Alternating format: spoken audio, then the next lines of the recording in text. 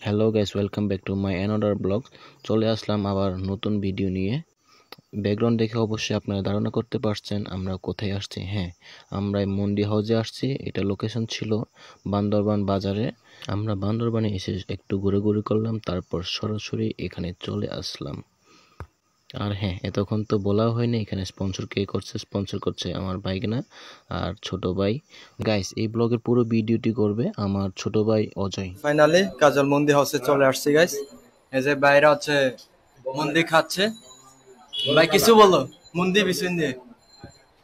ভাই আমি আর কই দিতে পারতেছি না, যেরকম মজাইতেছে মন্দির খাবারটা, হ্যাঁ যেভাবে মজাইতেছে আর আমি কথা দিতে পারতেছি না। আর এই মাঝখানে আবার আমার প্রশ্ন করে আসলে মন্দির অনেক মজা খাইতে বান্ধবানে, যে কারণে মন্দির আসলে বিখ্যাত। দেখেন ভাই, মন্দির এটা হচ্ছে মন্দির, আমাদের মন্দির চাটনি দেখে যাচ্ছে মানে এটার জন্য আর কি আমার সবচেয়ে ভালো লাগে একটু খাইয়ে দেখায়।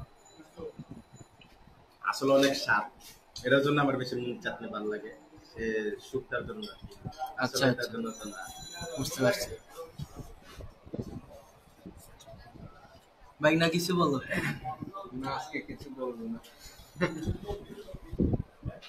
এই হচ্ছে আমার বড় ভাই। এই ভাইকে কিছু কথা বলার জন্য ইয়া করতেছে। ভাই কিছু বলবে মন্দির বিষয় নিয়ে। অসাধারণ অসাধারণ। বান্দরবানের যেটা বিখ্যাত আমরা বলি, এটা হচ্ছে মন্দির জন্য হচ্ছে বান্দরবান বিখ্যাত। যেমন আপনারা না খেলে বুঝবেন না, যে যেমন খাগড়াছড়ি, রাঙামাটি যেগুলো আমরা মন্দির খাই, এগুলো কিন্তু আসলে বেস্ট না। বান্দরবানে যেটা আপনারা খাবেন এটা হচ্ছে মন্দির চাটনির সাথে কি কি থাকছে? এই যে এটা হচ্ছে মন্দির চাটনি, আর এটা হচ্ছে ঝোল। এই যে আর আরেকটা জিনিস অর্ডার দিচ্ছে, এটা হচ্ছে কাবাব। এখনো আসে নাই, আসলে ভিডিওতে দেখাবো। জীবন দিয়ে শেষ করতে পারবো না। অসাধারণ মজা, অসাধারণ। আর একটা খাইয়া দেখাই দেখি কিরকম।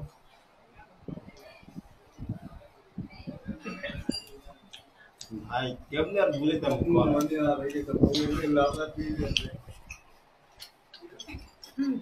এতক্ষণ ধরে কথা বলতেছে যে আমি হচ্ছে খাচ্ছি কাবাব।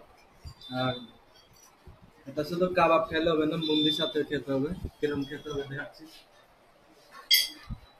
প্রথমে চাটনিটা খাবেন, তারপর হচ্ছে স্যুপটা একটু করে খাবেন।